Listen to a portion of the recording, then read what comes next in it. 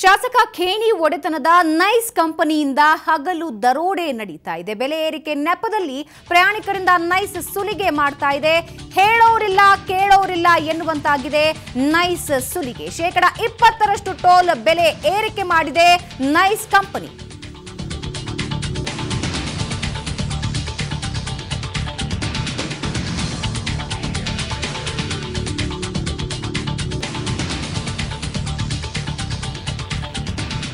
July 1ರಿಂದಲೇ ನಡೀತಾ ಇದೆ nice ಸುಲಿಗೆ.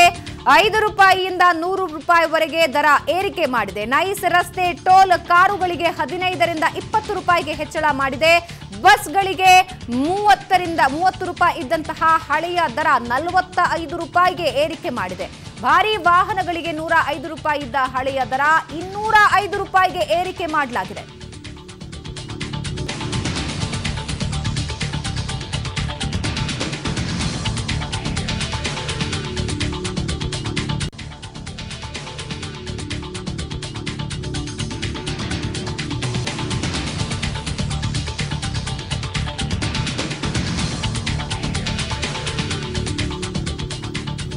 ಬೆಲೆ ಏರಿಕೆ ನೆಪದಲ್ಲಿ ಹೇಳೋರಿಲ್ಲ ಕೇಳೋರಿಲ್ಲ ಎನ್ನುವಂತಾಗಿದೆ ನೈಸ್ ಸುಲಿಗೆಗಾಗಿ ಜುಲೈ 1ರಿಂದಲೇ ಏರಿಕೆ ಮಾಡಲಾಗಿದ್ದು ಜಿಎಸ್ಟಿಯ ನೆಪದಲ್ಲಿ ತಾನು ಇಲ್ಲಿ ಪ್ರಯಾಣಿಕರನ್ನ ಸುಲಿತಾ ಇದೆ. 20 ರೂಪಾಯಿ ಇದ್ದಂತಹ 15 ರೂಪಾಯಿ ಇದ್ದಂತಹ ದರದಲ್ಲಿ 20 ರೂಪಾಯಿ ಹೆಚ್ಚಳ ಮಾಡಿದ್ರೆ ಬಸ್ಗಳಿಗೆ 30 ರೂಪಾಯಿ ಇದ್ದದ್ದು 45 ರೂಪಾಯಿಗೆ ಏರಿಕೆ ಮಾಡಿದೆ.